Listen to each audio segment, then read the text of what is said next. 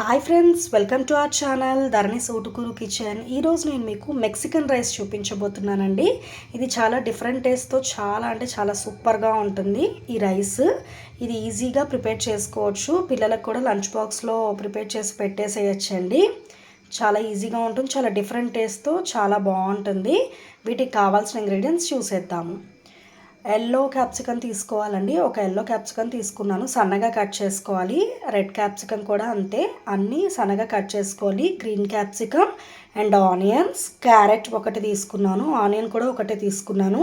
వీటన్నిటిని సన్నగా కట్ చేసుకోవాలి. ఈ మెక్సికన్ రైస్కి కలర్ క్యాప్సికమ్స్ ఖచ్చితంగా అవసరం అండి, వీటితోనే చేస్తాము. ఒకవేళ అసలు అవైలబుల్గా లేవు అంటే గ్రీన్ క్యాప్సికమ్తో కూడా సేమ్ ప్రాసెస్ని ప్రిపేర్ చేసుకోవచ్చు. ఈ గ్లాస్లో ఉన్నది టొమాటో ప్యూరీ అండి. నేను 2 టొమాటోస్ తీసుకున్నాను. ఆ టమాటా బ్లెండ్ చేసేటప్పుడు ఉప్పు, పసుపు, కొంచెం అల్లం వేసుకొని దాన్ని ప్యూరీ లాగా చేసుకోవాలి. కాజు తీసుకోవాలండి. ఒక 1 కప్ గీ, అల్లం వెల్లుల్లి paste 1 tablespoon, garam masala powder 1 tablespoon, pepper powder 3 tablespoons తీసుకుంటే సరిపోతుంది. ఎందుకంటే ఘాటు ఉంటుంది కదా, కిడ్స్ కూడా తింటారు కాబట్టి అంత సరిపోతుంది. ఒకవేళ అది ఇష్టం లేని వాళ్ళు స్కిప్ చేసేయచ్చు, బట్ అది వేస్తేనే ఫ్లేవర్ బాగుంటుంది. సాఫ్రాన్ అండి, ఇది పూర్తిగా ఆప్షనల్, మీ దగ్గర ఉంటే వేసుకోండి, లేకపోతే స్కిప్ చేసేయచ్చు. ఇట్లా సాఫ్రాన్ వాటర్లో వేసుకొని ఉంచుకోవాలి. Tomato sauce 2 table spoons, biryani spices 2 table spoons, salt 1/2 table spoon కారం. ఇప్పుడు ప్రాసెస్ చూసేద్దాం. ముందుగా బాండి పెట్టుకోవాలండి. బాండీలో ఒక 5 టేబుల్ స్పూన్స్ దాకా ఆయిల్ వేసుకున్నాను. ఆయిల్ అండ్ గీ మిక్స్ చేసుకుంటే బాగుంటుంది. ఇప్పుడు దీంట్లో గీ కూడా యాడ్ చేసుకుందాము. అచ్చం నేతితో చేయాలనుకున్నా చేసుకోవచ్చండి, బట్ రెండు మిక్స్ చేసుకొని చేస్తేనే బాగుంటుంది. ఇప్పుడు ఇది కొంచెం హీట్ ఎక్కాలి. ఆయిల్ హీట్ ఎక్కిందండి. ఇప్పుడు మనం కాజు వేసుకుందాము. కాజు అండ్ బిర్యానీ స్పైసెస్ కూడా వేసుకొని వేయించుకోవాలి. గోల్డెన్ కలర్లోకి వచ్చేంత వరకు వేయించుకోవాలండి కాజుని. కాజు వేగాయండి, గోల్డెన్ కలర్లోకి వచ్చేసాయి. ఇప్పుడు మనం దీంట్లో ఆనియన్స్ వేసుకొని వేయించుకుందాము. వెజిటబుల్స్ ఒకదాని తర్వాత ఒకటి వేసుకొని వేయించుకోవాలండి. ముందుగా మనం ఆనియన్స్ వేసుకుందాము.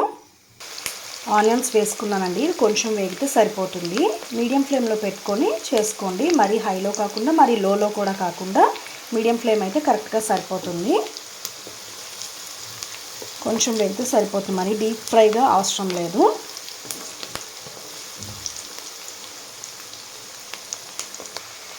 ఆనియన్స్ వేగాయండి. ఇప్పుడు మనం క్యారెట్ వేసేసుకుందాము.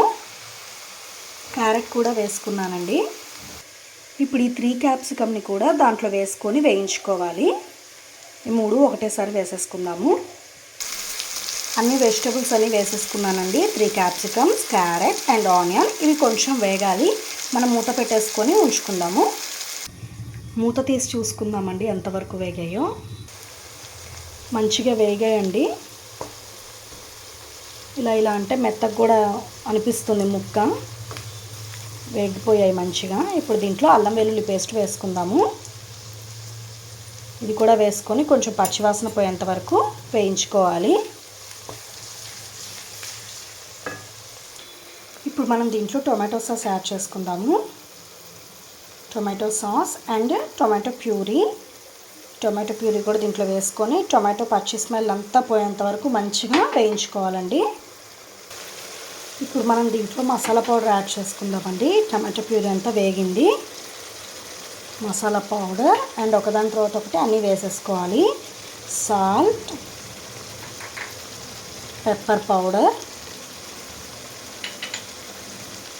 కారం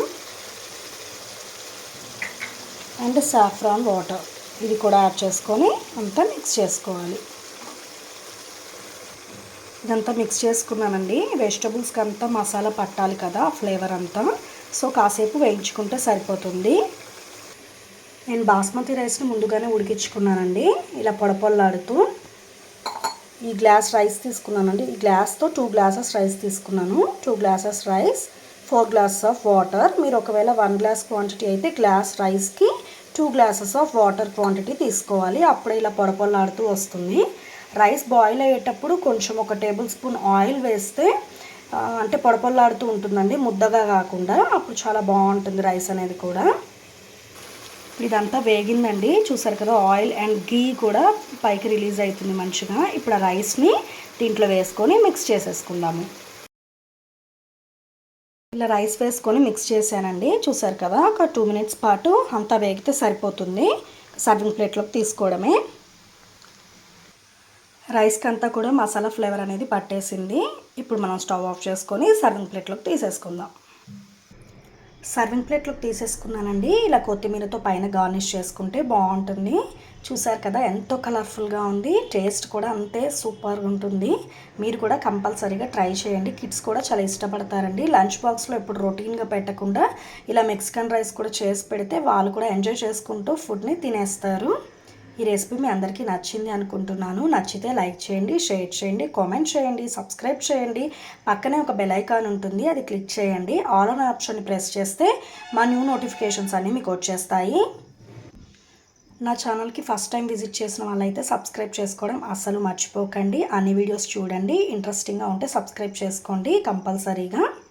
మరిన్ని ఇంట్రెస్టింగ్ రెసిపీస్ కోసం నా ఛానల్ని సబ్స్క్రైబ్ చేసుకోవడం మర్చిపోకండి. ఇంకొక ఇంట్రెస్టింగ్ రెసిపీతో మళ్ళీ మీ ముందుకు వచ్చేస్తాను. Thank you for watching friends.